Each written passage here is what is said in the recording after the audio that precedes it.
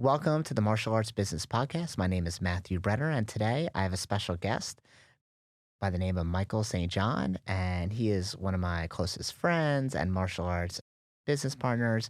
And today you're going to be in for a treat because he's actually going to show you and explain to the audience the difference between running one martial arts location and running multiple martial arts locations, and how you actually get from one to scale to 3 to 5 to 12 to 20 plus, and what that actually looks like behind the scenes in order to train and handle all those people, and what pitfalls ultimately happen during that training period, and like what's like the day-to-day like. So thank you for being on here. I'm gonna call you Sensei Michael because that's awesome. That's like, it's almost like his first name is Sensei and his last name is Michael. How many years have people been calling you that?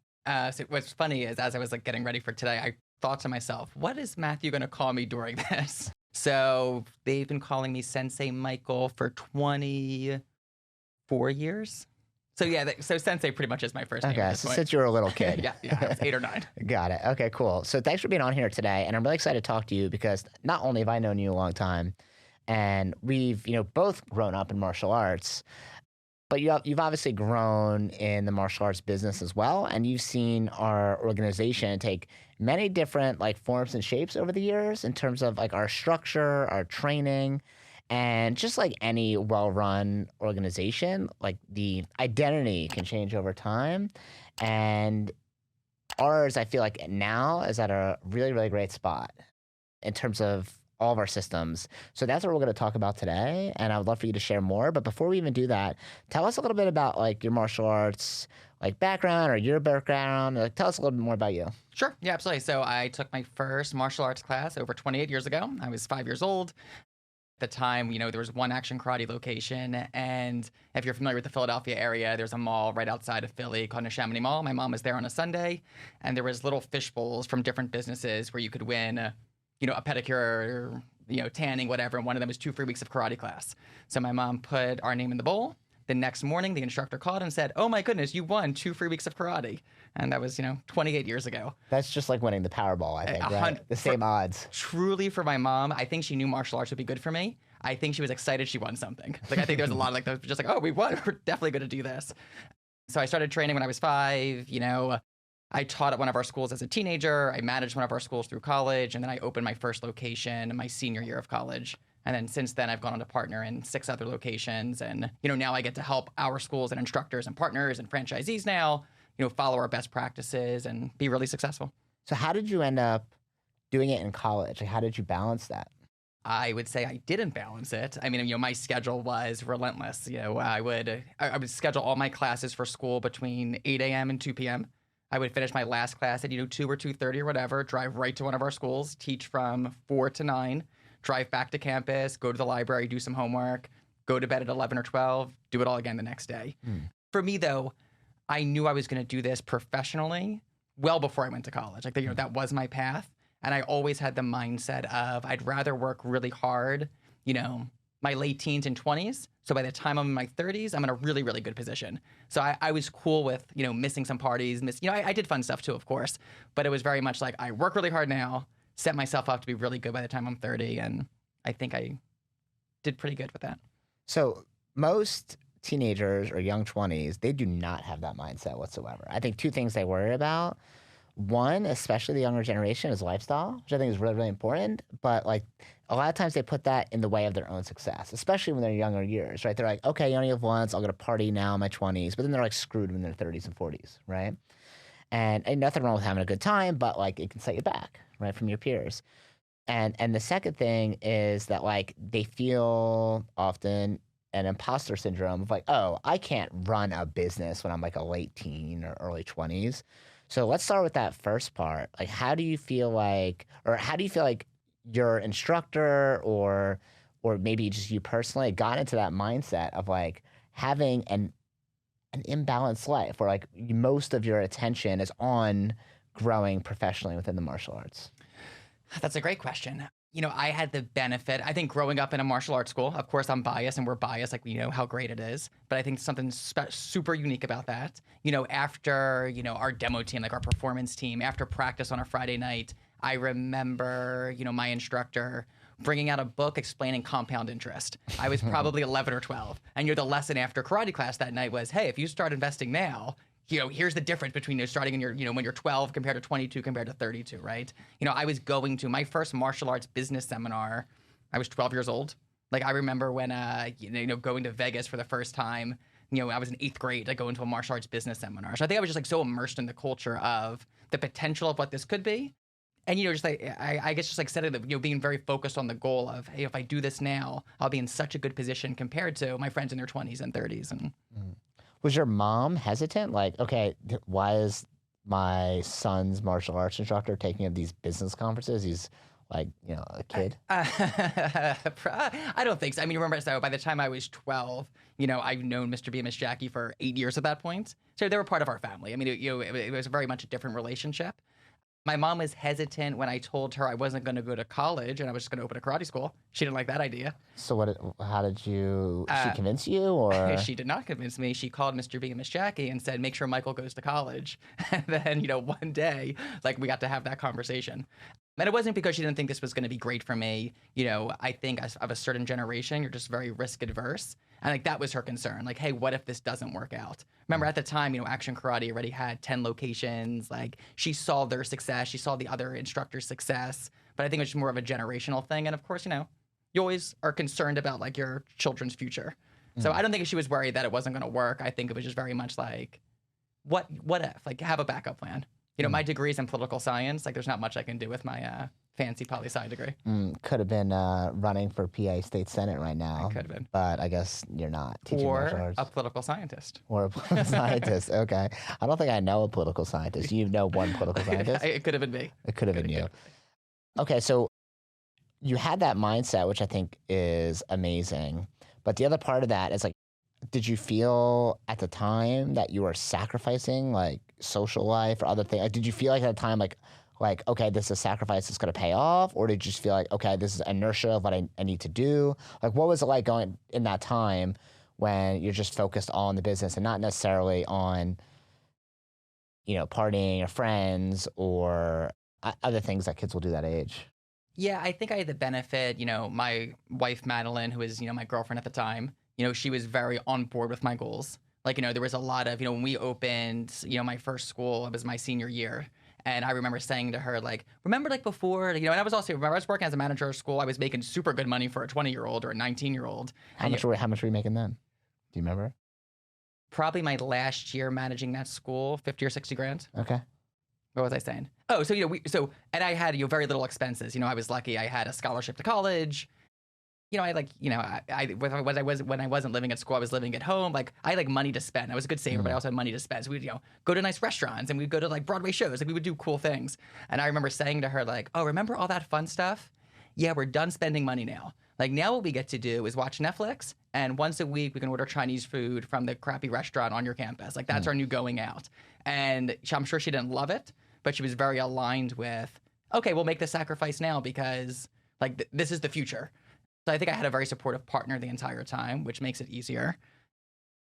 And, my friends just became my karate friends who were all doing the same business. So, I would travel with them. I would, associate with them more. So I don't think I felt like I was missing out. I just, replaced it with something else.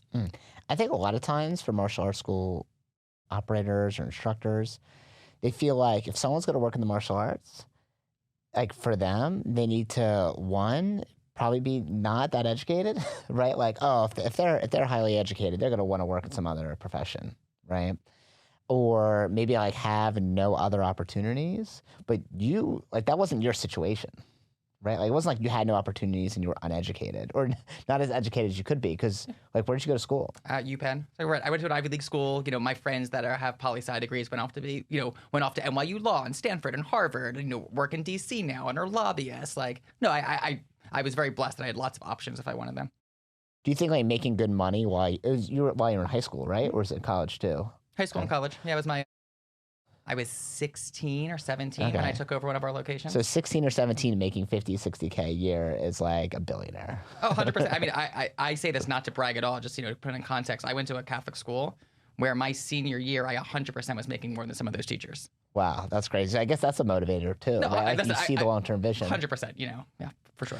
So if you were going to do the same thing now for someone else, let's say one of your students, and you want them to see that vision of like, hey, not only can you have like the lifestyle that you want, which is important now for kids than ever, right? They care more about lifestyle within their career. They care about, let's say, being loyal for 30 years to one company or working 12 hours. They don't have the same mindset. They want a good lifestyle, right? So how do you show your students, demonstrate the lifestyle that you have that they can have in the future if they follow the path that we give them? Yeah, that's a great question. So I think for me, not that I'm old, but because I've been around action karate for so long, I think people look at me as almost detached from it. Detached meaning like, oh, well, of course Sensei Michael gets to do this, right? Like, he's been doing it forever. He grew up in the martial arts school.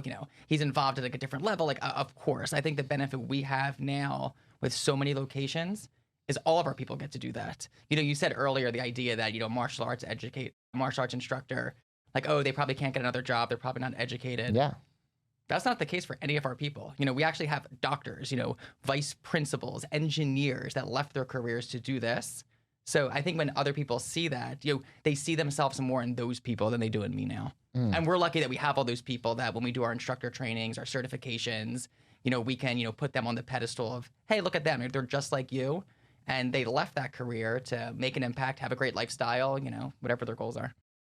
And I talked to a lot of martial arts school owners through W Your Dojo, and they all have, not all, but a lot have the same kind of like limited mindset of that, of like, okay, no one's going to want to do this. Like, this is like a fallback job, right? Not a career. And then the other issue they deal with, if it's like a young kid, then it's like, okay, you're not just convincing the teenager, but you also have to convince the parents, because the parents don't see the vision. They're going to be like, Michael, what the hell are you doing, man? Go to school, get a real job. You're not doing karate for a living. Like, we don't want you to be struggling for your life. So I think that's really cool that you had that opportunity. Now you're like almost like a case study, right? Of like, okay, here's what you need to do. You're going to have some imbalance in your life. And I think that's okay. I think people are so committed to the idea that they need perfect balance, but life like hardly works like that, right? Like, I think you'll be balanced over the course of like 5 years or 10 years, but short term, if you want to be successful in anything, whether it's your martial arts training or business or family life, like you need to have imbalance at some points in your life. Like, you can't go all in something or half in something and want to get all in results. Like, you have to dive into the deep end. And I think it's really cool you did that and show other people like, hey, you don't have to do that forever. But like, at what point when you opened up your school in your senior year, like how long did it take before you're like, okay, this is great. I'm really happy I made this decision. Like, there had to be some hesitancy, right? Or some nervousness, or not really? I think I was unique. Remember, I was already doing the job full time. I did it all through high school. I did it all through college. I was already doing the job. Now I got to do it in my own business. So for me, it was more exciting and motivating, I think, than anything else. So let's say a mom comes to you and she's like, hey, Sensei Michael, I know you've been helping Alex and become a better teacher, and you've been talking to him about instructor training, wanting to be an instructor here. I know you said he'd be so good at it, but like he should get a real job. I think it's cool what you do. Like, no offense, I think it's awesome, but like I think he'd be so much better and have so much more potential doing something else. What would you say to that parent? Another good question. So I think two things. I think one of the, I'm always sad to lose a teenage instructor to another job. Sometimes I think it's almost good for them to realize what a real job is like, and then realize how great they have it with us. Compared to, I'm super unique. As one of our instructors she's in college now, she wants to be not a vet, but vet adjacent. But anyway, she needed a letter of recommendation, and then she needed help with writing her, what do you give to a potential, not your application? Resume? Your resume? Yeah, resume application. Whatever. I don't know. I've never written one. So I'm like, listen, I would love to read it for you. I can give you my thoughts. I've never been on a job interview, never had to have like a professional resume for anything in my life. So I think I'm like very unique. I also think though that, I've been around enough other martial arts instructors. I've talked to enough parents at the school where I'm very grateful for my job. Like, I get how special it is that we do. I think our teenagers don't appreciate that. When we hire them at 14 and they're immediately yes, sir, and yes, ma'am, and people bow to them and everyone's excited to see them and we put them on this pedestal and then they complain that they have to like vacuum at the end of the night. Like, they don't realize what they have. So sometimes I think it's good. Like, go get another job, go work at the movie theater, go work at ShopRite, realize how great this is, and come back to us.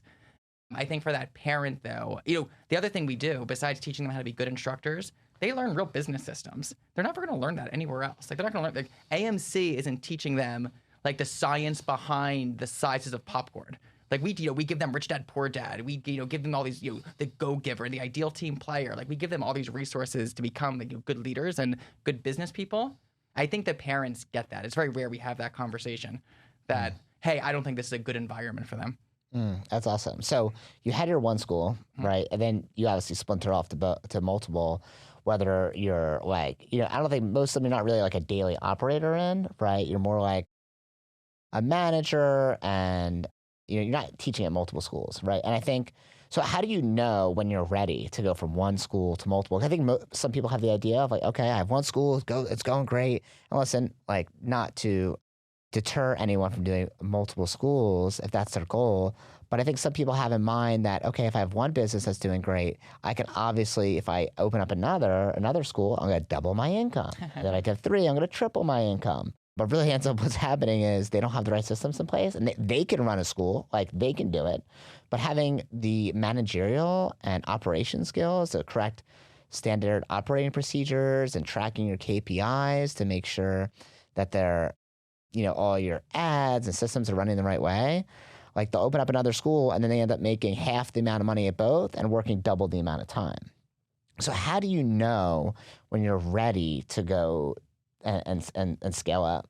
Yeah, so I think it's a couple of things. So to take a step back before any of it happens, you need to be the model of what you want the next school to be. Like, if you're, and I think this is any business, but especially a martial arts business, if your school's not running at like the ideal of what you want, well, the second, third, fourth one is never going to be that, right? They're all going to be, like photocopies. So, you have your original, and then you make your copy, and the copy is like good, but it's, it's a little bit worse probably. Then you make the third copy, and like it's good, it's not the same as the first, right?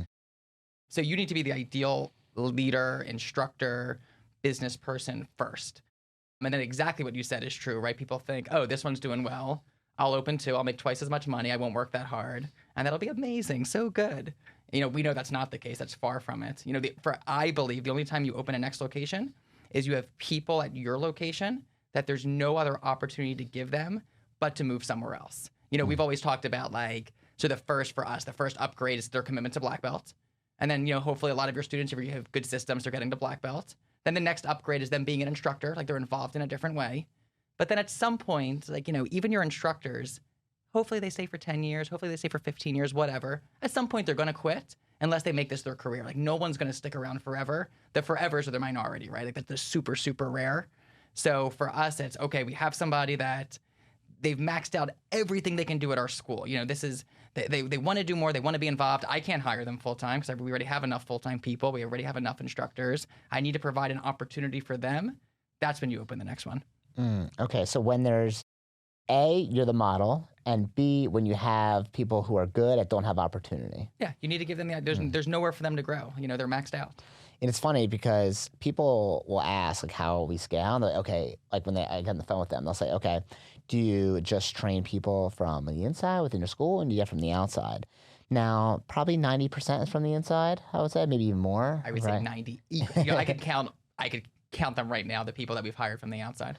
Yeah, so we always start internal, right? Because the lowest hanging fruit, they're the most loyal, they understand the systems, they understand the culture. And it wasn't really until the last couple of years we started to even take people from the outside. And I think I was probably one of the people that risked that the most. 100%. And I was like, okay, we can get people from the outside. Because the problem is that most martial arts instructors that are not the head people, they're below the head person, they feel this sense of loyalty to their instructor that they could never leave, and that they can never leave, but also they're kind of handcuffed to the position where their instructor is not leaving, as maybe it's the owner and he's the operator, which is most of the times the case. And because they just have that sense of loyalty to them, they'll work for severely underpaid, usually, and they can never make martial arts a career because they have to be able to do something else because that person's never leaving, right? So I think if you want to be able to scale, you need to give those people the opportunity to come from, to be able to grow without you, totally, right? You got to give them their own nest to be able to grow. And the way we're able to get people from the outside, for the people we do, are exactly those people. They're super highly skilled, they're ambitious, they want to do more, but they just don't have opportunity, right? And I know that when COVID happened, about maybe 6 months into it, all of our students are quitting, right? I mean, not all, but a lot, right? Calling, emailing, texting, quit. For 6 months in, for my main school, at the time, my only school, at that time, I had my head instructor and my program director quit 6 months in. So everyone's leaving, everyone's quitting, and my 2 operators just left. And at that time, I had 2 options. Okay. Option 1, which is some advice I got, was like, hey, get into school, start teaching every day. A year or 2 from now, you'll have great instructors. And I was like, well, I don't want to do that. I've been teaching for 7 or 8 years. Like, I don't want to do that anymore. I'm not doing that and waiting a whole year to have someone maybe, right? And the second option was find someone from the outside. And I'm like, there's got to be people that are highly skilled, just don't have opportunity. And like, that's how really I created my staff. And then we've had, putting up ads on Indeed. And I have a whole system for that. So if you want that, you can message me after this and I'll show you how to do it. But getting people who just don't have the opportunity, and they don't even know it's possible. They don't even know you can have a career in martial arts because they've been handcuffed by their instructor for so long, and I feel weird saying this, but it's almost like a slave-like mentality to their instructor. And it's nice to have loyalty, but like you even see in professional athletes, they hop now from team to team more than ever. Employees hop from company to company more than ever because they're looking out for themselves and they don't have this like blind sense of loyalty. So I don't know how we got to that point. Oh, for instructor training. So I think you can get people from the outside, but it's always better start from the inside and work your way out, right? So let's talk about what that looks like. So how do we have across our locations, we have at least 60 full-time people, about 140 part-time, okay? So about 200 employees. And for most people, when they hear that, martial arts school operators are like, what? Like I have like 4 teenagers, right? And half of them flake out an hour before, 15 minutes before class, they get a text, right? So can you like walk us through what our instructor training looks like from, not every single step maybe, but like a bird's eye view of like what that looks like from someone who's a student to becoming all the way to a school operator? Yeah, 100%. So one of the things that, we 100% believe, and I probably first heard one of my first seminars super long time ago, is you invite people to your instructor training early and often. Meaning, doesn't matter what belt they are, and I think this is different now. I think some of like, even what we say amongst ourselves about like martial arts school owners being very like closed-minded, there's still a lot of that. And I'm sure you talk to a lot of them when, they're reaching out to you for consulting. I think the industry is changing in a lot of ways, but there's this whole mindset still, I think, of like, oh, you have to be a black belt. Yeah, and we know that's far from the case, right? So it's looking at, so it's inviting people early in their martial arts career if they're the right person. At the end of the day, what we know, if you're the right person, we can make you a great martial artist. We can make you a great instructor. Like the person comes first, right? So I think it's... Well, what's the right person? Like what features are you looking for? Love it. Glad you asked, sir. So if you've never read the book, The Ideal Team Player, I totally recommended it. When we first read it, it really resonated with us. But the 3 qualities that they talk about that we kind of use as our North Star now is hungry, humble, and smart. So hungry meaning you're eager to learn, eager to grow. You're waking up like, okay, what do I need to do next, right? Humble, recognizing that you don't know everything and you're willing to ask for help. And that's a super important characteristic, I think, of successful people in general. And smart, of course, like academic smart is we like that, but really emotional intelligence. Empathy, good communicator, understanding that you don't treat people the same, you treat people the way they need to be treated, and like getting the nuance of each person, right? So that's like number 1. So you're thinking to yourself, okay, are they hungry? Are they humble? Are they smart? When you're thinking of your instructor training. Do they have to have all 3, or could 2 out of 3 be all right? I think humble and smart are coachable. I think hungry is hard to coach. I think someone who's not hungry, I don't know how you get them there. I think if they're not humble, you walk them through that, right? We talk a lot about ego and like getting that out of your way. People smart, I think we can give them resources and training on it. If you're not a fire starter, it doesn't mean you don't have a place in the school. You could be a really good assistant. You could be, for us, like a leadership team member. They come to a class a week, teach a little bit, give out some fist bumps, make some corrections. I'm not sure if you can be a full-time partner or business owner without being hungry. I know, what do you think? Yeah, I agree with you. Business owners are not, it's not for everyone. Like entrepreneurship, not for everyone. So I definitely think, the only way to make someone hungry, I don't know if there's a way to make them from not hungry to hungry, But in order to inspire people, usually they want to live the way that you want to live, right? So if they see that I'm a bad example of this because I drive a teenage girl starter car, okay? I have a 2014 Chevy Cruze, and my watch is worth like twice as much as my car. Not wearing it right now, but That's a funny comparison. it's true. That is true. Well, the watch holds value and the car just goes down. So I could talk about that later. But they want to live the life that you want to live, right? And for like young people, I think they don't care as much about like the nicer car. I mean, some people definitely do. Like they want to see you like wearing nice clothes, have a nice car. That's like fine. For me, not as impactful. But like, I think one of the ways that we've inspired people, like whether it be you and I, yeah, I think it was just like our love for travel and exploration, because I know that both of us travel a lot. And I think people see that. Like they see, going to Mexico and Costa Rica and Australia and Panama, and you've been to like a billion, you've been to London a million times. You travel constantly. And when people see that, they go, okay, I want to have that lifestyle, right? So I think you need to live the life that other people want to live in order to inspire them, right? Like if you see Dwayne The Rock Johnson living a certain type of way, you're like, oh, I want to live like that, right? Like you see him like working out in the gym, you're like, okay, maybe I should work out harder at the gym. And I know like there's actual people who started schools, now run operate schools because they saw that, right? They saw the life that you want to live. So I don't think you can like convince someone to do that, to make them hungry, but I think you can inspire them indirectly to be hungry, right? Like show them what's possible. And a lot of people don't know what's possible because they have that sphere they live in and they only know like their friends have done and their family have done. And like, if all their friends and family, all they do is complain about not having enough money, or all they do is complain about work and hating their boss, then like that's what they think it is, right? But we never have that, right? So yeah, so we invite them early and often. Yeah, so two things. So everything you said is so true. So early and often, and also looking at every person with the eyes of they could be a potential instructor. So sometimes we say no for people instead of giving them the chance to say no. And I think that's a big mistake that, we coach our schools on, and I'm sure people make, right? One of our instructors at one of my locations, he was a VP for J&J. He's worked at a bunch of startups. He's the Saturday morning instructor. Now, you would think intuitively, he travels constantly. I mean, just super successful, just insane, right? And you would think like, oh, he doesn't have time for this. Like, why would he want to do this? Saturday morning teaching to him is his way of giving back. He gets so much joy from it. I was on the phone with him for 30 minutes during the workday yesterday because he also coaches like our junior leadership, like our 7 to 12-year-old instructors. And he has all these ideas for them. And you would think, no way he would do that. He's been doing it for 7 years. And my guess is he'll do it until eventually he retires to an island somewhere. So not saying no for you. You look at every person as, hey, could they be an instructor?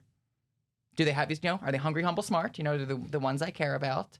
And then you invite them to your instructor training. As far as what to do, I mean, there's so many layers of what to do for instructor training, and we can talk a little bit about that if you want.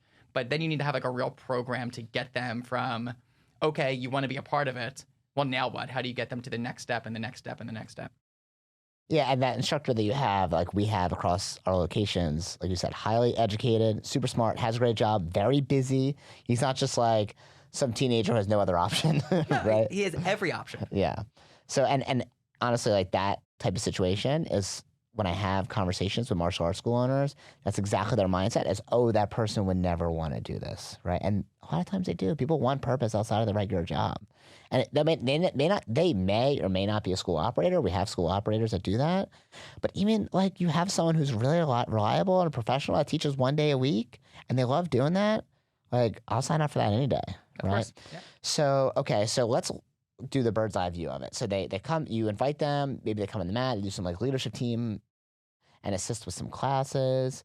And by the way, for those who are listening, I was very intentional of the word assist in classes, not help. Okay, we try not to use the word help with classes because when someone's helping, they feel like they're helping you. But really, when you have someone new on the mat and you're teaching them how to teach, you're helping them, right? Like you're showing them leadership skills that they can use in other areas of their life. And they, if anything, are a liability on the mat most often because they don't know what to do or how to say things. And it's like another person you have to teach. So if you tell them like, oh, thanks for helping me today, like they're going to see like, oh, look, I'm just like helping this person. They need me, right? As opposed to like, no, you're an asset for them. You're showing them skills that they need that they can use in school or at home, in their work life, in their relationships. So I think it's framed that way is important. So okay, so to go back, they're become an assistant or they assist in class. What does that training look like, and like what's the next, like what are the steps? Yeah, great question. And even thinking about explaining it is almost overwhelming. I can only imagine if you're starting from like the ground floor, like how overwhelming of a process it is. But you have to start somewhere. So for us, it's so they say yes, they want to be involved. We do a meeting once a week for those people. It's a 15-minute meeting where we go over a teaching strategy and we go over for us some of our core curriculum. So we'll pick one of the basics, whatever kick. Hey, here's the 3 things you're looking for, and we try to match it to what they're going to be seeing in class that week, right? So you're my new. Hey, I want to get involved. I want to assist in class. Great, you're going to come on a Monday night. We're going to go over a teaching strategy, and we're going to go over the basics of a front kick. So when you're teaching and leading this week, you can give some really good feedback. And I would start, if you're starting, if someone watching or listening is starting from, that's what I would start with. You need to identify, hey, these are the 10 teaching strategies. Now, if you're thinking to yourself, I don't even know what a teaching strategy is, my advice would be to reach out to you, reach out to us. There's plenty of good resources in our industry, but like go learn them first. And then what's most important for, your basic curriculum. And you start with that. So each week, and we call that a micro meeting, right? Exactly, Each week you have a little meeting, 15 minutes. Usually it's after classes or something. Yeah, so there's even when you schedule, it's important, right? So we schedule it either before or after our busiest teen and adult class. So, at our first location 24 years ago, the Thursday night, kind of kickboxy kind of workout was always the most popular class. The leadership team meeting was right after that, right? Those people would come. For me and my first location, the Monday night 6 o'clock class is always the most busy. So at 6:45, we do that meeting. You want to make it as easy as possible for everyone to show up to it. Okay, so you make it convenient for them. Exactly. Yes, sir. Okay, and then during that meeting, there's going to be role playing whatever move they're going to learn the next week, what issues you might run into, and like a teaching skill that they're going to learn, and just so people have an idea. And I'm sure if you've been in martial arts, you've probably heard this before, but things like praise, correct praise, praise, challenge praise, proximity praise, mat vision. And if you don't know like those teaching skills or those terms, like you said, reach out to me directly and I'll help you. But you're gonna have to have like an agenda for each class, right? And you always want to tie it to other areas of their life. So it can't be like, oh, I'm learning this just for martial arts class. But okay, if we learn, let's say, praise, challenge, praise, like the simplest one, okay? How could I apply that at school? What about how can I apply that with my girlfriend or boyfriend? Or how can I apply that at work? And if it's helping them, not just in the school, and they see it's helping them in their whole life, then they're going to be more likely to stick around and keep on coming. Yeah, right? 100%. The other part we do, and I'm glad you reminded me, we'll also do as part of that 15-minute meeting some leadership lesson. So, the easiest one that we've used for years and years is John Maxwell's 21 Laws of Leadership. Yeah, I give that people a recommendation all the time. It's amazing. You do one law a week. And the other, so going back to, you need to be the person that they want to become. So, if you're not investing in your own leadership knowledge, communication knowledge, business knowledge, John Maxwell's saying, like, you think you're a leader, but no one's following you, well, you're not really a leader. It's the same thing. You need to become that person for them. So I think the other benefit of teaching it each week, it forces you to learn it each week. So it kind of holds you accountable to, oh, wait, I have this meeting. I better have a good leadership lesson for them. I need to go and invest in my own knowledge. Yeah. So the 21 Irrefutable Laws of Leadership is the book. So if you don't have it, go buy it on Amazon right now. Yeah. And you could do that. That could be your entire, you do it for 21 weeks. And then when you're done, you start at law number 1 again. And you do the 21 laws for the rest of your life, 1 a week. Is there any other books you recommend? I mean, there's a ton. The Go Giver is the one we're reading with our team right now, with all of our head instructors and enrollment directors. There's great content in there. The Ideal Team Player is super good, and that's the one I talked about a couple minutes ago. Anything by John Maxwell or Anthony Robbins is always good stuff. Anthony, I don't think I haven't heard him called Anthony in a really long time. We have a very formal relationship, me and Anthony. Okay. He calls me Sensei Michael. I call him Anthony Robbins. Okay, Anthony and I are more cool and casual, so we go back. You guys are friends. Yeah.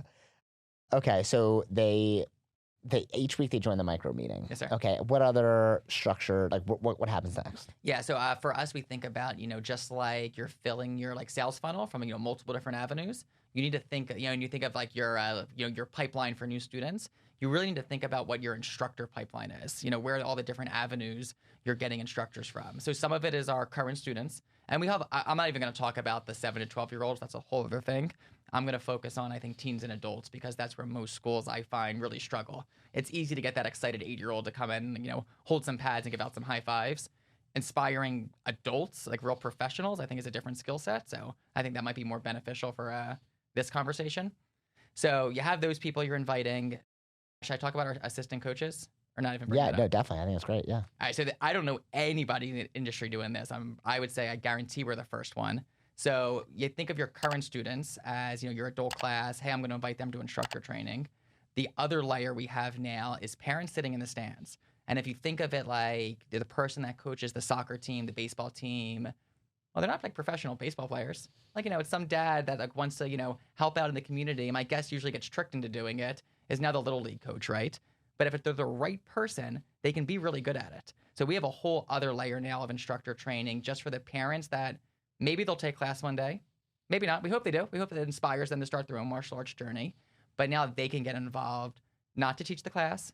The head instructor isn't off. They're not hiding in the office because now, Johnny's dad is out there.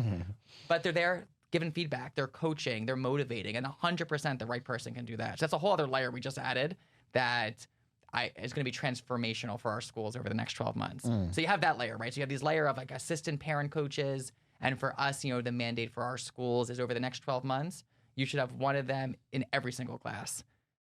You have like your leadership team. That's what we were just talking about. They come to meetings once a week. Maybe that's all they do. They might do that for the rest of their lives. The really great, assistants out there, happy to have them do that. The next layer that I also don't think anybody in our industry is really doing is what we call our instructor certifications. And we broke it down by each class at our school. So we have a special training for our 3 to 6-year-old class, 7 to 12-year-old class, teen and adult class, enrollment director position. And the goal is they go through that training, and we can talk about how the training's broken down if you want. And then they take over ownership of a class. Almost think like a kickboxing gym where you might have a 6 o'clock instructor that's different than the 7:30 instructor that's different than the Thursday at 5 o'clock instructor. You have all those different layers now, right? So you have somebody that might teach every Tuesday at 6:20, Miss whoever is in charge of the 3 to 6-year-old class.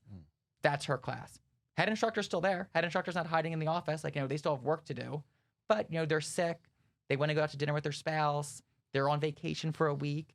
You have a whole layer of professional trained people that are teaching all those classes. And those people are the ones that we find end up becoming our future partners, franchisees, full-time people. So you're building really your bench strength. Like 100%. your starters are out, maybe they're injured, right? Or maybe they're on vacation. And you don't want them to feel like, and part of that is lifestyle too. Like you don't want your head instructor to feel like they have to work every single day, like every, 6 days a week or 5 days a week, the whole year. Like if our instructors want to go on vacation, like we don't even, I don't know at this, like, I don't think you have in your contract with your employees or anywhere is written that says like a certain amount of off days, right? We don't even care. Like it's like, oh, you want to take off? Great. As long as you build your staff underneath you that can run high quality classes, then like that's the lifestyle that you build. That's like the beauty of it, right? So if my instructor says, hey, I'm going away, I'll be, okay, cool. Like, is the classes covered? Yeah, we've been actually training on it for the last 4 months or 3 months or whatever. And I know this person's going to cover this class, this person's going to cover this class, but and it's going to be overstaffed. We always want to overstaff it, kind of like Trader Joe's. Like they're. I know that's one of the models that we try to emulate. It's like always have a lot of staff members around, never be understaffed, always be overstaffed, even if it like doesn't make immediate financial sense for the business.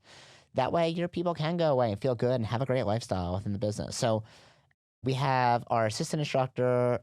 We have, our coaching program, which is more for the parents who want to be more involved part-time.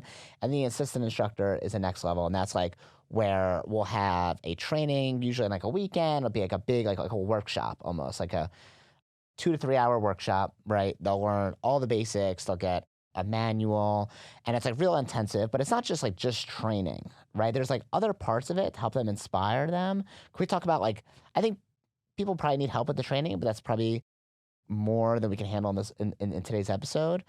What is like the inspiration part of that training that takes them from assistant instructor to a certified instructor that can even take them to the next level after that, which we'll talk about? Yep, that's great. So part of it is, some culture training that we do. And so we'll talk about hungry, humble, and smart. We'll talk about some leadership lessons. We want to make sure, the biggest risk with anything is like messing up your culture.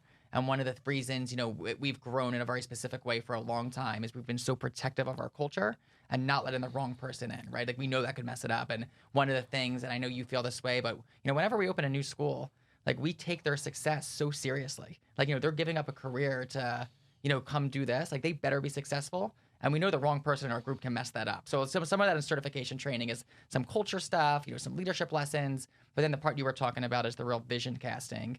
So now what we do, because we have the benefit of all these people, is we'll pick, one or two of our partners, our franchisees to interview them during it. And we have a conversation pretty much like this for 10 minutes. Like, hey, how did you get involved in this? Where did you start? What made you leave your career as an engineer to come do this now? What would you say to someone who's like, oh my goodness, I want to do more, but I'm so nervous, I'm so scared. And kind of like, the questions that we think they're asking in the audience, ask those questions to the person. And when you see somebody that was making six figures, has a family, gave up all of that to be a karate instructor, and now, they're crying talking about, the student that they helped last week, that's super inspiring. Cool. So then after that, so do they do the workshop, they get like a whole manual, right? And they train at their school for anywhere between 3 and 6 months to get certified, right? They have a bunch of things they need to do.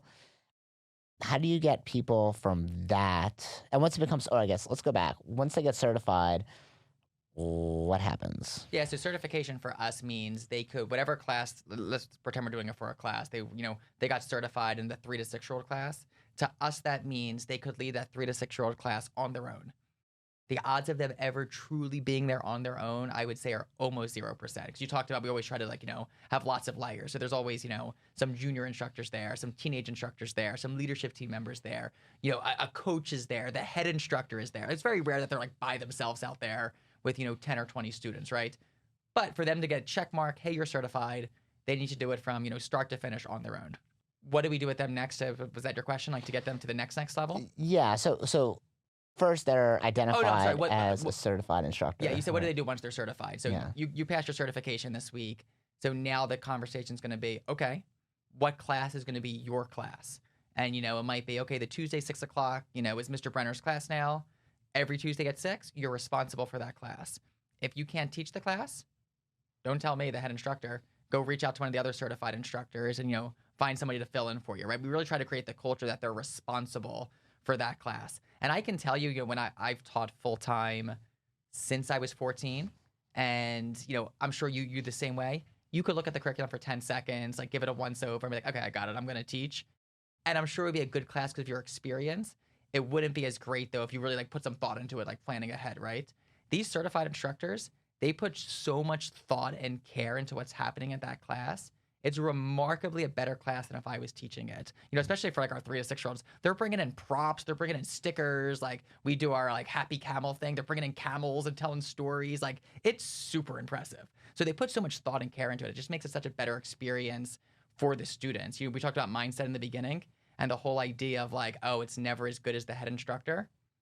These people, I promise you, are better than me. It is 100% a better experience because they've put so much thought into it.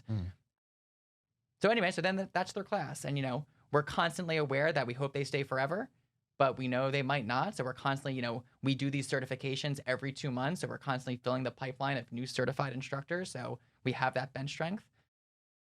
And they get recertified too, Oh, yes, that's right? the other thing too, right? So with any systems, we call it system slippage. Yeah, they start off, they come out of the certification, they go through their training, they get certified, they're great. But then, they're still training with us every week at our meetings and, we're still giving them lots of resources. But right, they go back through the course every year as a refresher. Okay.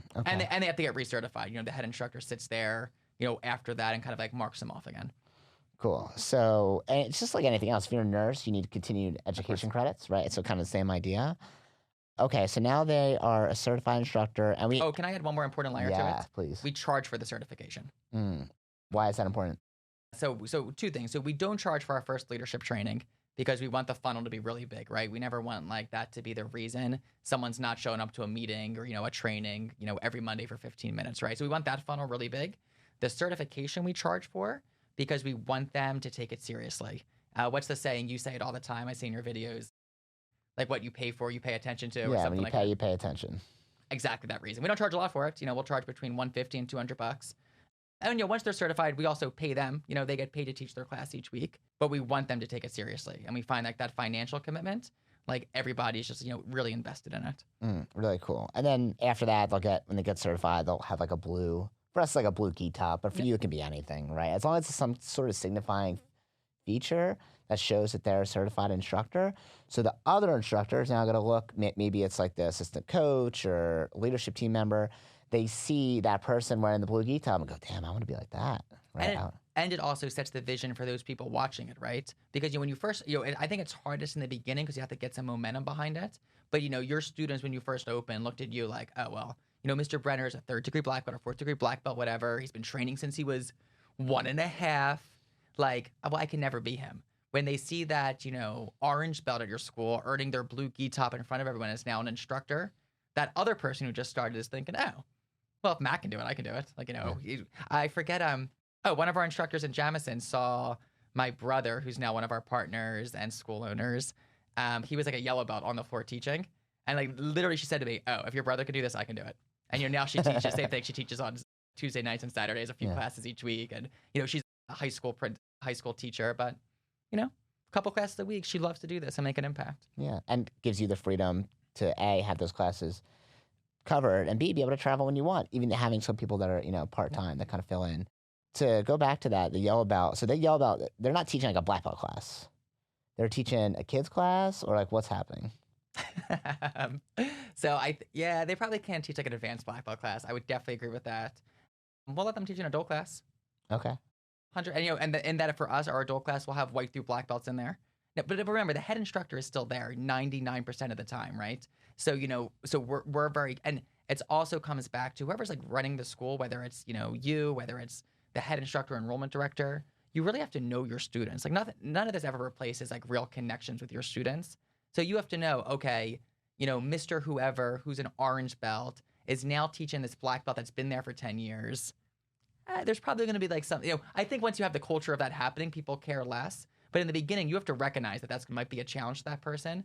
And like I would always, when I was teaching full time, I would make sure I would go spend time with the black belts to make sure they still got that like extra attention and they felt really good about the class.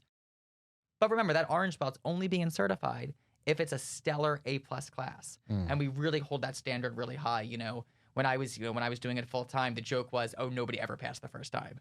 Because again, there's always stuff to improve, and we wanted to make it a really high standard. And I think what you said about culture is so important, right? If your culture is like, oh, I'm an orange and they're a green, I can never learn from them. Well, first of all, this person who's teaching is under the direction of you. You told them exactly what to do. They're not making up what they're going to teach that day, right? You've trained them. They know what to do. They know how to teach it. And so culture is so important. And B, the main instructor for that part, at least, is still there to help those black belts. Because, listen, no matter how much trained they are, they're still going to think, oh, this person's a lower belt than me. It's hard to not think that, right? And if they're going to learn the right way, they should learn from someone who really knows what they're doing and has the right training in place. So, okay, they're not a certified instructor. What happens after that? It depends on the person. And that's where it comes back. You have to know your people and what their goals are and constantly give them the opportunity, right? So for some of us, for some of our certified instructors, they'll be certified instructors forever. They'll teach, 1 or 2 classes a week. They'll do it for a super long time. They'll go through their recertification every year.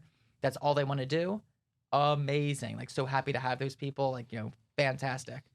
For some of them, though, they'll take the next step. And the next step for us is usually either some full-time position or, it's opening a new location. But it's also, we're lucky now for our schools. We can facilitate it where we do the vision casting for them.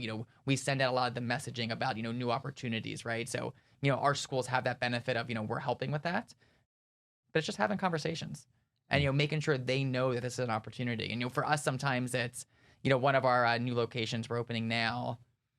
This woman, we invited her to instructor training a bunch of times. She said no. Eventually, she went to a certification. Went to it. I don't think I ever finished the certification. Like went to the class, but like never really followed like through just because like she got nervous, whatever. Invited her to another one. Went through that one. She came to a discovery day where we talked about the opportunity of, being, doing this full time or opening a new location. Nothing ever happened. And then like 2 months ago, we were in the office and she's like, I think I'm going to quit my job and I'm going to look for something new. And I was like, hey, Nicole, remember like all the times I said you should really be doing this? And she's like, oh, I don't think I can. And for her, it's not a lack of motivation. It's like that imposter syndrome you talked about at the beginning. It's comparing herself to like her instructors, like, oh, I can never be as good as them. And it was really kind of like getting that out of her head. But my point is, it was so many invitations to get her to, she's opening our next school in 3 months. So it's just constantly, you're not badgering them. You're just like giving them the opportunity. And just because they said no 6 months ago doesn't mean now isn't right. And when you're asking them or inviting them, you're not asking out of desperation, right? It's, No. oh, I need you. Oh, my family's not going to be able to go to Disney World. I tried to talk her out of it. Like after it literally, so we had the conversation on like Monday night. Like, hey, I really think you should be doing this. Like, I'm only telling you because I think you're going to be great at this. If I didn't believe that, we wouldn't even have this conversation. And then it was like 2 days later, I was at that school again, and I saw her, and we were talking more about it. I'm like, okay, let's back up for a second. I don't even want you to do this. Like, I don't need to open another school. Like, I'm fine. Like, I'm good. Like, this is only going to cause me some stress because I'm going to be worried about you, like, quitting your job and being really successful. And I'm like, I'm going to sell this to you about how hard this is. And, like, we really had the conversation of, like, you're going to have so much doubt. You're going to be nervous. You're going to be scared. You're going to quit your job and think to yourself, oh, my goodness, what did I just do? You're probably going to cry most nights. That's okay. Like, it's lots of stress, lots of hard work. Now, you'll get there. Like, I know, we know if you follow the system, like, you're going to do really well. Like, I believe that. But there's no getting out of, like, I always think 2 to 3 years of really hard work. And then, until you can, and I think you have success before that. But I think until you really get to a really great place, it's that.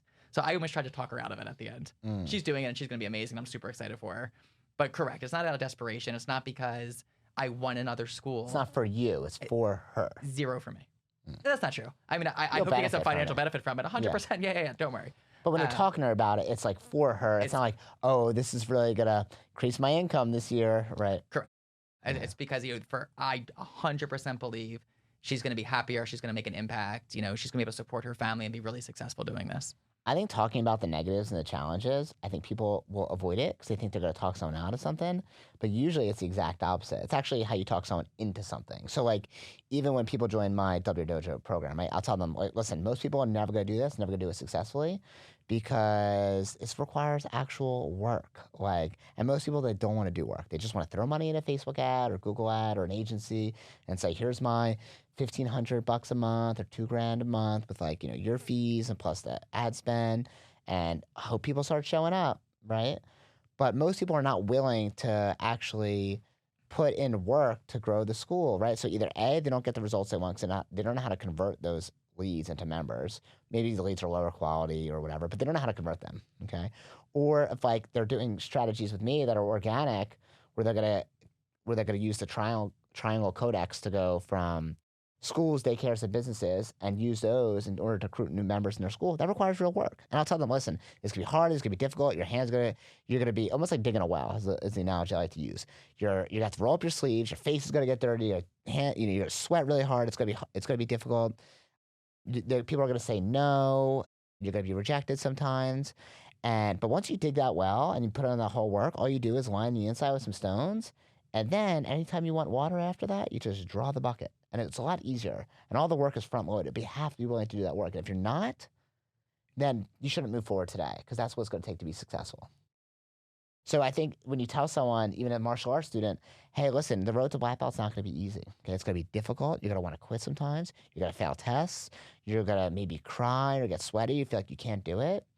But you always use the but after. So negative first and then after but. But if you stick with it, you're going to be so happy you did because you're going to make an amazing black belt and you're going to be so happy and so satisfied that you went through that journey. And you're going to be a much stronger person because of it. And you go, okay, cool.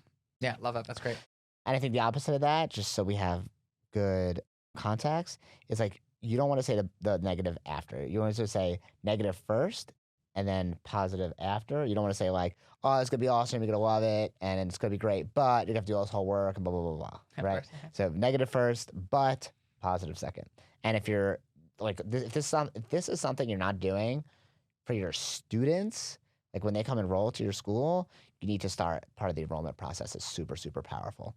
So after they become a certified instructor, you invite them to become a school operator or franchisee, right? So what does that process look like? So a lot of times they're leaving their full-time job, right? So What is that? I mean, we've done it over and over again. I think each time is very, very scary. It's like, what's going to happen, even though we've done it a bunch of times. So, what is like a bird's eye view process of that? So yeah, I'm not even sure if scary is the right word. Like, I'm 100% confident that our systems work and they're going to do well. I think it's just the anxiety of, until they get to 100 students, like we're acutely aware of you just gave up your career. For sometimes it's, you gave up a six-figure salary to come do this. Like you have to be successful. I mean, we have a lot of systems in place to help them get there, but like, that's what keeps me up at night. Like, okay, they have to get there, and then like, okay, they'll be fine. What's the process for that as far as like helping them open or helping train them or? Just like the structure, is it like, okay, they just open up a new, like you just buy a building or rent a lease of space and it's like, go ahead. Are you partners with them? Are they doing it all on their own? Like what usually happens? Yeah, so it depends a little bit on kind of their goals. In our ideal world, we're like a 51-49 partner where, one of our people that have been through the journey before are the 51% partner and they're the 49% partner, right? And I think for them, it really de-risks it a little bit because you have somebody on your side that's been through this journey. And of course, we're going to help them and they're going to come to all of our trainings and we can talk about our Monday through Thursday training if you want to. And, we're going to do all that stuff on like the higher action karate side. But you also have somebody in your corner constantly. It's different when, you open a second school somewhere else in New Jersey and you're a partner in it and they need another instructor. Well, you're a lot happier about sending that instructor over there because it's also your school too. Not that you wouldn't help anybody in action karate, but it's a different relationship, right? Yeah. And I think for that new person, they like the confidence of, oh, I get to be partners with this person and they're going to add real value to it. Doesn't mean you're going to be teaching there, but you're going to add real value to them, right? So that's like our perfect situation where their first schools, we're partners with them, or somebody on our team that's done this before is partners with them. So they have equity in the business. Yep. And how does that change their mindset, you think, as opposed to being just like an employee? We want them to have skin in the game. We're really good at instructor training, but one of the concerns is, and you lived it during COVID. You shared that story when your two main people quit. I remember you going through the stress. That's a scary time of like, oh crap, what am I going to do now? We find when they're financially invested, they have some skin, right? They're committed to it. So when they're going through those challenges, going through those roadblocks, well, they made a real investment. They wrote a check, and it kind of holds them to it a little bit because we know this is going to be good for them if they get through it. And we also want them to participate in the upside. One of my favorite things is the people I travel with all the time are all of our partners that are really successful and do really well. Like, I like that they have that opportunity and, that's really cool for them. Okay, so in terms of partnership, it's funny because in the past, we would usually never really give up equity in the business. Like we'd always like hold on to that, like kind of like a death grip. But now we've kind of like changed our mindset on that. So how's the difference now being like partner in one of the businesses as opposed to like, we own all of it? I think, I don't know about you, but I think for us, we've had the mindset for a pretty long time about we want them to be invested in it. And I think it gives, and so the other piece of it too, and I don't think we ever act this way, but them being the 49%, I think gives them a little bit of feeling of more responsibility than, hey, I'm off on my own, right? So, the challenge, and I'm sure you've seen this with some clients before, is like they're all in on following the systems until they have to follow the systems. And then it's all the reasons why they're going to do something different, right? And we know for sure, and we also know that best ideas for growth come from, the people that are running the schools every day, right? Like we get that. But we also know that you can't really tinker until you get to 200 students. The mandate for new schools now is 200 students, 50,000 a month. Then tell me all of your great ideas how to make it better. Like we're on board. Until then, though, you just got to follow the system. Like we know this works. Like there's no tinkering, right? So them, the person running it being the 49% gives them that accountability of, yeah, like the other person could kind of come in and boss me around. Now, in my schools, I've never done that once. I've never visited one of the schools that I'm a partner in and like yelled at them. I always try to help and guide them and coach them and like, hey, here's what I think we could do to improve. But I think that gives them some of that responsibility to get them. At the end of the day, we just need to get them successful. And I think one of the sayings that we like to use when it comes to following the recipe of a successful school is first you memorize. Step one, memorize the system exactly how it is. You wouldn't bake a lasagna without looking at any recipe. If you just like try to think of a way to make lasagna, that's going to come out terrible. I would think about who I could call to buy lasagna from. Like what restaurant do I like? Exactly. But if you decide to make it on your own, you're going to find someone who already has made it before, who has the recipe. Of course. I know it's delicious. So one is memorize the recipe. Do not change it. Do it exactly like that. Now, in the beginning, you're going to feel almost like robotic about it. It's not going to feel natural. But the more you do it, the more you say it, the more you memorize the script that we give you, the better you're going to be. Okay. Once you memorize it and you do it a lot, then you move to level 2, which is internalize. So it becomes more a part of you, it becomes more natural, feels easier, and it becomes more aligned with your identity. Okay. And then once you've memorized and internalized and things are going great, like you said, minimum 50K a month and 200 students, you're doing awesome, then you can personalize. Then maybe you change a word here, word there. The problem is that like over time you change too much and then eventually it's not good anymore. So you have to be very, very careful. But that's generally the path you want to go. Memorize, internalize, and then you can personalize. But too often people try to personalize from the beginning because they're like, that's not me. I would never say that. I wouldn't do that. It's like, okay, well, like if you want to make the lasagna that tastes good, you got to follow the recipe. And I'm not hiring you as a chef based on your intuition of what you think how you think lasagna is going to taste better. Yep. That's why you've done it a million times, right? So I think that covers kind of like the whole process. A to Z. Now, in terms of our training, like our Monday through Thursday daily meetings. So I want to talk about the trainings, not just like Monday through Thursday, like our daily meetings, but kind of like what happens each week. So each week we have a micro meeting. Okay. And then after that, and that's like for internal staff within the school. Yeah, so exactly. So each location runs their own 15-minute meeting, once a week around their busiest class. Exactly. So that's like internal within the school. The other thing that's going to be internal with the school is after each testing, which for us is for someone else it might be called a grading, right? They're bell testing.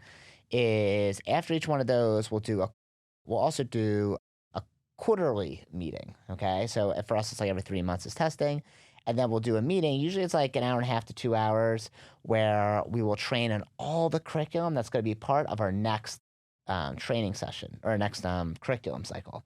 That way they know exactly, the instructors love it because they're going to know exactly what to teach during the next 3 months. And even if they're a student, they're a student and an instructor, they get a sneak peek of what they're going to learn in class. They actually love it, right? And as an instructor what pitfalls people are going to fall into, what difficulties they're going to have with different techniques or movements. So you can talk about those and role play. So that'll be like a longer session where we'll get usually food for them afterwards, hang out. That's like the internal stuff. Oh, and then once a month at the school, this is kind of the in-between one. Instead of being a micro meeting, usually we'll have one that's a little bit longer. It's like an hour. So we have like the micro meeting every week, 15 minutes, once a month, either like, the last Thursday of the month, the first Thursday of the month will be longer, usually about an hour. And then quarterly we'll have a longer 2-hour session or longer about exactly what they're going to teach in class for the next cycle. Okay. Now that's for internally. For our executive staff, it's a little bit different. They have daily meetings, right? So what time of the day we do it and what usually happens in those meetings? Yeah, yes, sir. So those meetings started, I'm sure you remember, very much of a product of COVID, right? So it was, that Friday in March that one of the counties that our schools are in was shut down. I remember my favorite COVID story, and I don't want to talk about COVID, but it just cracks me up. I remember, so we were in Belize, and I don't know if you're in Belize on that trip with me, right? Mm-hmm. And we were on that island, and I remember my phone was like blowing up with messages from the schools of like, what are we going to do? We think things are closing. And I remember being like so frustrated, like, oh my goodness, nothing's going to close. Just everybody relax. Like, we were on the balcony looking at the beach. Like a balcony we from the beach. like, I remember we it took was my like very cousin's boat. specific. It was amazing. Yeah, it was great. So then we come back that week, and I remember I was on the phone with you and some of our other instructors. And at one point, like, I just hung up the phone. I was like, we're not closing. I don't want to hear any of this. Like, literally, like, it's not going to happen. And then 24 hours later, it was like, okay, so I think we're going to close for a couple weeks. So anyway, so we had a meeting with our schools that Friday was our last in-person meeting for months and months and months and months. That like, hey, we're going to send out a letter. We're going to be closed for 2 weeks. We had a plan in place for virtual classes, of course, and all that good stuff. But then, the panic of all of us of like, oh crap, what's going to happen next? Necessitated, and on Monday, 9 a.m. on Zoom, we're going to come together and like make sure we're all like ready to go. And then it was like, okay, everybody, I'll see you tomorrow, Tuesday, 9 a.m. on Zoom to make sure like this is working. And it was, okay, I'll see you Wednesday, 9 a.m. on Zoom to make sure we got it. It was all of our head instructors, all of our enrollment directors, any full-time person, right? And, we did it Monday. We used to do it Monday through Friday. I don't know if you remember that. For weeks and weeks and weeks through COVID. And I 100% believe that's one of the ways we got through COVID as well as we did. You know, it was scary in the beginning, but you know, your school grew, our schools grew. We bought real estate. We opened new locations during COVID, and those meetings were 100% part of the secret sauce, right? So in the beginning, it was just, you know, necessity. Like, hey, we're figuring this out as it's happening, and you know, Yeah, the rules were changing every day. yeah, the Like, rules so- were changing. You know, how to teach on Zoom, and like, you know, every piece of it was, you know, new and different, right? You know, how do you spend so much time learning how to enroll people on Zoom, and we're training us on that. You know, every system we had, it was like, okay, now how do we do that, right? And how do we improve it? So it became very much like by the seat of our pants, like, hey, we're figuring out day by day the new challenges, right? Once we got through that and we saw like the magic of getting everybody together every morning, you know, now we've become very focused with our meetings, right? So, you know, Monday morning for us is what we call top priority. So it's the most important things for that week, whether it's what we're doing for, you know, marketing, what we're doing, you know, special events, like, hey, here's what we got to focus on, you know, for the week, right? Tuesday, and this was, you know, very much a product of you, became like our enrollment training. So, you know, this week we zero-based, you know, the first lesson procedure. And we literally just read through it as a team, you know, piece by piece, make sure we're not missing anything. Wednesday for us is always retention and kind of like classroom management focused. So this week, everybody had to submit a video of their kids' class. And, you know, we broke up into teams and watched each other's classes to get some feedback, right? Yeah, I call that class audit. Yep, love it. So, you know, that'll be one. And so Wednesday's always that kind of focus, something about retention, class management, class audit. And then Thursdays is like our training day. So, you know, usually our schools that are near each other partner up. You know, Mr. Brenner, other Mr. Brenner runs a class for everybody, and we're all working out and training together. Cool. And usually, what time of the day are these done? 9 a.m. The goal is to be off by 9:30. You know, just stay super focused, you know, just really impactful for those 30 minutes. And do you just like make up what to say in those lessons, or is there like a lot of preparation? For me, it is a lot of preparation. Okay, Yeah, cool. I it think the reason I bring that up is just because a lot of times people have meetings just to have meetings. Yeah. And like you need to have like an agenda. And if the meeting's is only supposed to last 20 minutes, then like don't extend it just talking about nothing. Yeah, of right? course. Like if it needs to be 30 minutes and whatever, it's fine. But like get what you need to get done and move on. I think the fact that every day it kind of has like a theme. Monday's marketing, Tuesday's sales, essentially. Wednesday is retention. Thursday is our actual training, like our martial arts training. It just gives like a theme each day. You know what's going to happen, and it's like a specific agenda. Well, thank you for being on here today. I think this has been really, really fun. Oh, it's amazing. If you've been listening and you kind of got a peek behind the curtain of what a large martial arts organization, how it's run, if you're thinking, man, this is awesome, I want to hear more, you can reach out to me directly, Matthew Brenner on Facebook, or on Instagram, it's at BlackBeltBrenner1. If you have questions for Michael over here, you can add him on Facebook, Michael St. John. Yes, sir. Thank you guys for listening, and hope this helps you out. Bye, guys. Thanks.